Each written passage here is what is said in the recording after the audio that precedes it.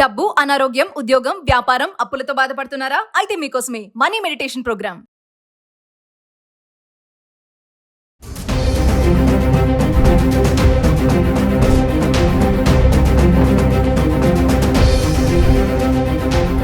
నమస్తే, welcome back to Suman TV. ప్రస్తుతం మనతో పాటు ఉన్నారు consumers affairs committee chairman Mandari Krishna Reddy గారు.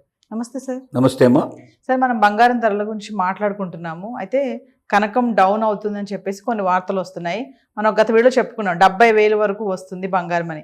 మరి చూస్తే 1,99,000-98,000 ఉంది. మరి శ్రావణ మాసం వచ్చేస్తుంది, పెళ్ళిళ్ళ సీజన్ స్టార్ట్ అవుతుంది, మరి క్యూ కడతా ఉంటారు స్టోర్స్ దగ్గర కూడా. సో ఎందుకు సార్ మార్పులు చేర్పులు ఎందుకు జరుగుతున్నాయి అంటే ఒకసారి మళ్ళీ. వరల్డ్ గోల్డ్ కౌన్సిల్ అనే ఒక సంస్థ, అది లండన్లో ఉంది. వాళ్ళు ఎప్పటికప్పుడు ప్రపంచవ్యాప్తంగా గోల్డ్ యొక్క రేటు భవిష్యత్తులో పెరగబోతుందా తగ్గబోతుందా అనే దాని మీద ఎక్కువగా ప్రిడిక్షన్స్ ఇస్తుంటారు, పరిశోధనలు చేస్తుంటారు, ఫలితాలను వెల్లడిస్తూ ఉంటారు. అలా వాళ్ళు వెల్లడించినటువంటి దాని ప్రకారంగా చూస్తే రానున్న రోజుల్లో గోల్డ్ రేటు తగ్గడానికే ఎక్కువ అవకాశాలు ఉన్నాయి, పెరగడానికి అవకాశాలు చాలా తక్కువగా ఉన్నాయని వాళ్ళు చెప్తున్నారు. కారణం ప్రపంచ యుద్ధాలకు సంబంధించిన విషయం వాళ్ళు మొట్టమొదటి తెలియజేసే విషయం. ఇప్పుడు యుక్రెయిన్కి రష్యాకు మధ్యలో ఉన్న యుద్ధం గట్టిగా ఉన్నప్పటికీ ట్రంప్ వార్నింగ్ ఇస్తున్నాడు. రష్యా యుద్ధాన్ని ఆపేయకుంటే యుక్రెయిన్కి భవిష్యత్తు లోపల సమస్యలు చాలా వస్తాయి. చివరికి మొత్తం యుక్రెయిన్ అంతా కూడా రష్యా స్వాధీనం చేసుకునే పరిస్థితి ఏర్పడుతుంది. ఈ లోపల ఇక్కడ శ్మశానంగా మిగిలిపోతుంది. ప్రజలందరూ చనిపోయే అవకాశాలు ఉన్నాయి, సంపద అంతా ఆవిరయ్యే అవకాశాలు ఉన్నాయి. కాబట్టి ఇతర దేశాలు ఇచ్చేటువంటి ఆయుధాల మీద ఆధారపడి ఇవాళ యుక్రెయిన్ యుద్ధం చేస్తోంది. రష్యాకు తన సొంతంగా బలం ఉంది కాబట్టి రష్యా బలంతో యుక్రెయిన్ని సర్వనాశనం చేసే అవకాశాలు ఉన్నాయి. కాబట్టి అక్కడున్న ప్రజలు క్షేమంగా ఉండాలన్నా, అక్కడున్న సంపదలు క్షేమంగా ఉండాలన్నా యుక్రెయిన్ తన యుద్ధాన్ని మానేసి రాజీ పడి రష్యాతో సంధి చేసుకోవాల్సిన అవసరం ఉంది అని ఈరోజు కూడా ట్రంప్ యుక్రెయిన్కి వార్నింగ్ ఇచ్చారు. అంటే ఒకవేళ ఈ యుద్ధం ఆగిపోయినట్టయితే ఇక మిగతా యుద్ధాలన్నీ దాదాపుగా ఒక కొలుక్కు వచ్చినట్టే. పాకిస్తాన్కి ఇండియాకు మధ్యలో ఉన్న యుద్ధం ఆగిపోయింది. అలాగే మనకు ఇటు ఇరాన్ తోటి ఇజ్రాయెల్కు ఉన్నటువంటి యుద్ధం ఆగిపోయింది. హమాస్కు దానికి మధ్యలో జరుగుతున్న యుద్ధం కూడా ఆగిపోయే ఆలోచనలోనే ఉన్నాయి. కాబట్టి ప్రపంచంలో ఎక్కడా యుద్ధాలు లేని పరిస్థితి ఏర్పడితే నెంబర్ 1 పాయింట్. నెంబర్ 2 పాయింట్ ఏంటంటే డాలరు బలహీన పడితే, డాలర్ బలహీన పడే అవకాశాలు చాలా ఎక్కువగా ఉన్నాయి. డాలర్ బలంగా ఉంటే గోల్డ్ రేటు పెరగడానికి అవకాశాలు ఎక్కువ ఉంటాయి. డాలర్ బలహీన పడితే గోల్డ్ రేటు తగ్గడానికి పాసిబిలిటీస్ ఉంటాయి. కాబట్టి డాలర్ బలహీన పడితే, ఫ్లక్చువేషన్స్ ఎక్కువగా ఉన్నట్టయితే గోల్డ్ మీద ఎక్కువ పెట్టుబడి పెడతారు.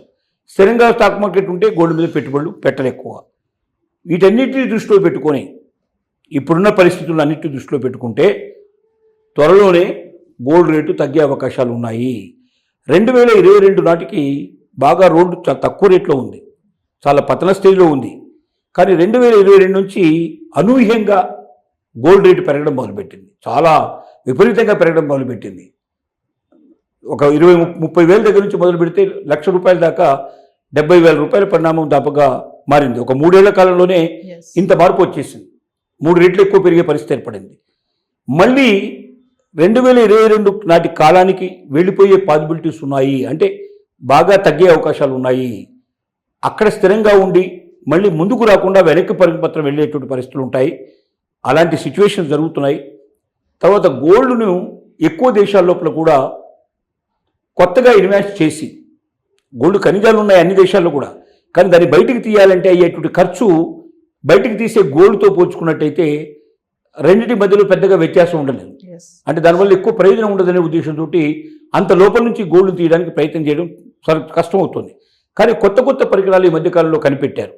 తద్వారా ఖర్చు తక్కువతోటి గోల్డ్ను బయటికి తీయడానికి అవకాశాలు ఉన్నాయి. అలాగే గోల్డ్ ఎక్కడుందో తెలుసుకోవడానికి గతం లోపల చాలా బలంగా లోపలికి ఎక్కడో తవ్వకాలు చేసి లోపల నుంచి తీసినటువంటి మట్టి నమూనాలను పరీక్ష చేసి తప్ప అక్కడ గోల్డ్ ఉందా లేదని తెలిసేది కాదు. ఇప్పుడు అలా కాకుండా గోల్డ్ని ఎక్కడుందో తెలుసుకోవడానికి కూడా సులభమైన సాధనాలు వచ్చాయి. వీటన్నిటి వల్ల గోల్డ్ తొందరగా తెలుసుకోవడం, గోల్డ్ తక్కువ ఖర్చుతో బయటకు తీయడానికి ప్రయత్నం చేయడం కూడా ఒక రకంగా గోల్డ్ యొక్క పెరిగి ఉత్పాదకత పెరిగి తద్వారా కూడా గోల్డ్ రేటు తగ్గేటువంటి అవకాశాలు ఉన్నాయనేది ఒక ఆలోచన.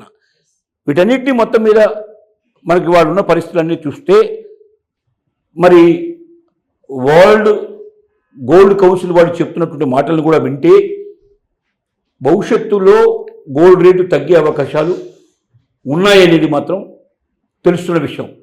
బట్ ఇవన్నీ కారణాలు కరెక్ట్గా ఉంటేనే దానికి ఇది అన్వయించుకోవాలి.